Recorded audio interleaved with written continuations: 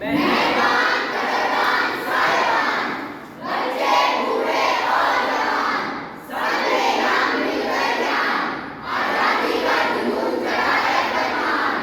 सुनो सुनो कहानी सुनो, स्वतंत्र भारत की कहानी सुनो, आजाद भारत के जश्न में डूबे आजाद भारत की कहानी सुनो। ओ जमुरे, आज आजादी के महोत्सव पर हम सबको क्या खिलवाएगा? तो बता, क्या है तेरी झोली में आज? खोल दे तू सबके सामने ये राज। बताता हूँ, अभी अमृत देवी को बुलाता हूँ। छम छम छम छम छम, अमृत देवी आपका स्वागत है, स्वागत है, स्वागत है। ना जाने कहाँ से आई है, ना जाने कहाँ को गई ये अमृत, किसे पिलाएगी ये देवी। ये क्या हो रहा है? किस बात का जश्न मनाया जा रहा है? दिलों में बसा एक सपना का, आजादी के मतवालों का। जश्न है ये भारत की आजादी के 78 सालों का। ऐसा भी क्या हासिल किया इन 78 सालों में जो तुम जश्न मना रहे हो? पहले ही 50 में मंगलयान मंगल ग्रह तक पहुंचाया। कम से कम लागत में चंद्रयान बनाया। आदिवासी महिला को राष्ट्रपति बनाया। एनडीए और फौज में लड़कियों को दाखिल कराया। हर क्षेत्र में अपने आप को आत्मनिर्भर बनाया। समानता, आत्मनिर्भरता, लोकतंत्र और न्याय, इनमें से भारत ने क्या नहीं आया? और तुम पूछ रहे हो भारत ने सालों में क्या हासिल करवाया? अरे भाई, आपकी यही बड़ी बड़ी बातें। मैं पूछता हूँ आप सबसे, क्या यही है आजादी के मायने? क्या यही है आजादी का मतलब? मंगलयान को तो मंगल ग्रह तक पहुंचा दिया, पर क्या लोगों के आंगन को मंगल कर पाए? चंद्रयान को तो बनाया, पर क्या आम जनता की सोच को ऊंचा कर पाए? आदिवासी महिला को राष्ट्रपति तो बनाया, पर क्या उन 40,000 पीड़ित औरतों को न्याय दिला पाए? एनडीए में लड़कियों का दाखिला तो करवाया, पर क्या उन छोटे बच्चों को फैक्ट्रियों से निकलवा कर स्कूल के गेट तक पहुंचा पाए? और स्वतंत्रता की बात करते हो मेरे दोस्त, एक बात फिर सोचो, क्या इंसान अपने आप को स्वतंत्र बना पाया? लोग पेश है आपके सामने आजाद भारत का नुक्कड़ नाटक।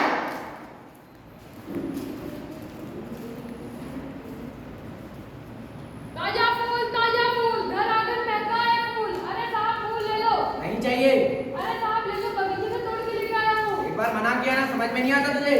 अरे साहब, ले लो, आपकी बीवी खुश हो जाएगी, मेरी रोजी रोटी का सवाल है। सारी गाड़ी खराब कर दी। तुम जैसे छोटे लोग और कर भी कह सकते हो। इतने सालों में भी हम अमीर गरीब के भेदभाव को खत्म नहीं कर पाए।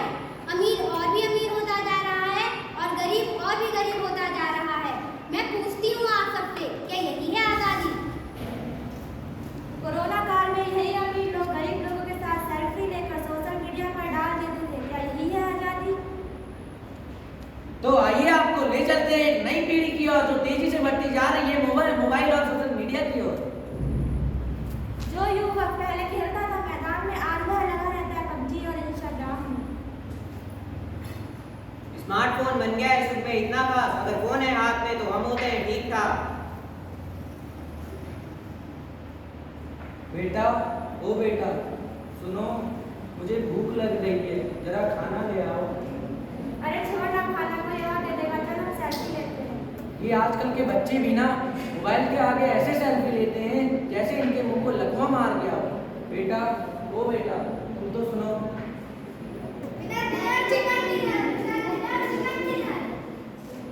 ये आजकल के बच्चे भी ना अगर ये ऐसे ही खेलेंगे पबजी तो आगे जाके बेचेंगे सब्जी। बेटा, ओ बेटा, तुम तो सुनो। यार, तूने वो नई वाली वेब सीरीज देखी? क्या नाम था उसका?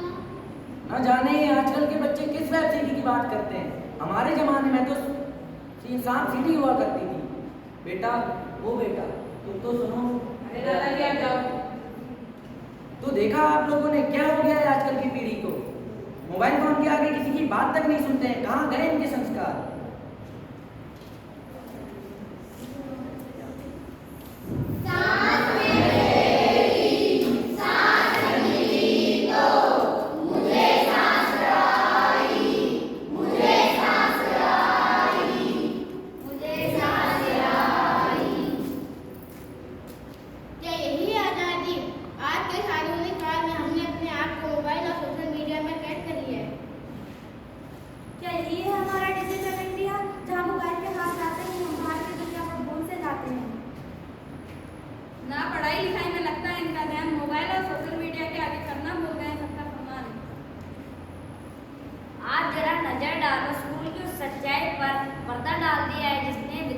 अच्छाई पर।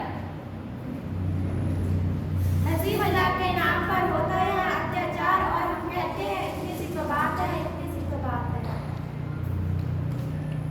तब यह तस्वीर धुंधली सी पड़ जाती है जब रेटिंग या पुलिस जैसी घटना किसी बच्चे के साथ घट जाती है।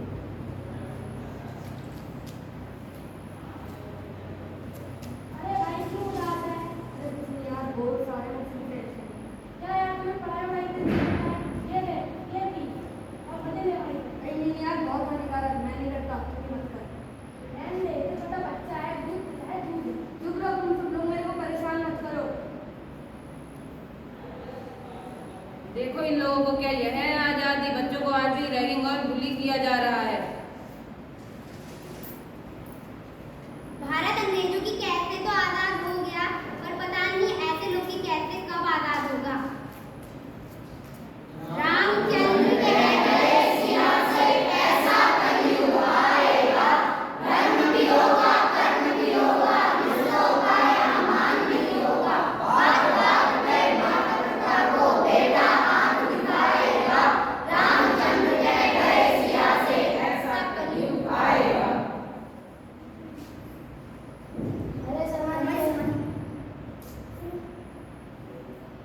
अरे शर्मा जी कैसे हैं? अरे वर्मा जी कैसे हैं? सब बढ़िया है, आपकी दुआ से। अरे यार क्या करोगे, इतना ओवर टाइम कर क्या हुआ इतनी कमाई का? अरे आप तो जानते हैं कि इतनी महंगाई है और ऊपर से बच्चों को अच्छे कॉलेज में डाल दिया करवाना है। समय के साथ साथ त्याग और बलिदान का सिलसिला यूं ही चलता रहा। पिता के परिश्रम और माता के बलिदान से छोटू ने अपने सपनों की उड़ान भरी, पर वो शादी के बाद कुछ बदल सा गया। देखिए क्या हुआ आगे। अरे बहू रानी, सुनती हो? क्यों परेशान करते हो बहू रानी को? अरे भाग्यवान, क्या हुआ, इतनी उदास क्यों हो? क्या ही बोलूं, तुम तो चले जाते हो और तुम्हारे माँ बाप ने मेरा जीना हराम कर रखा है। वो तुम्हें कैसे परेशान कर सकते हैं? क्या तुम्हारे माँ बाप ऐसे नहीं थे? नहीं नहीं, मेरे माँ बाप ऐसे नहीं थे, वो तुमसे सुबह जल्दी भी नहीं जगाते थे। अरे वो अब बूढ़े हो गए हैं, इसलिए तुमसे काम के लिए कहते होंगे। ठीक है, मुझसे नहीं होती तुम्हारे माँ बाप की सेवा। या तो तुम उन्हें वृद्धाश्रम छोड़ो या तो मैं मायके चले जाती हूँ। अरे नहीं नहीं, तुम मत जाओ, मैं मम्मी पापा से बात करूंगा। बेटा, हमने सब सुन लिया है। बहू, तुम्हें कहीं जाने की जरूरत नहीं है। कल सुबह ही तुम्हारी माँ और मैं वृद्धाश्रम की ओर चले जाएंगे। तो इतनी अजीब बात है ना, हमने तो मिलकर इन बच्चों को पाल लिया, पर इन बच्चों से दो बूढ़े माँ बाप नहीं पले। क्या करें घर से सूरज चढ़ता है, क्या कभी दिन बाती दीपक जलता है, कैसे अनहोनी नया कोई नम छोड़ गया जो तू, कैसे जिएंगे हम, कैसे जिएंगे हम। क्या हुआ जब सब होली का त्योहार मना लेते हैं और छोटू के माँ बाप घर आश्रम में होली का इंतजार कर रहे थे। हेलो, तो बेटा मैं दादाजी बोल रहा हूँ। बेटा मैं ये काम से गया था, मैं आऊँगा तुमसे मिलने जरूर। आज होली है, तुम्हारे पापा का फोन भी नहीं आया, जरा बात कराना तो। दादाजी का फोन है। अरे दादाजी पापा कह रहे हैं कि पापा घर पे नहीं है। बस यही सुनना बाकी रह गया था बेटा। तो चलो ठीक है, आए तो बताइए कि दादाजी का फोन आया था।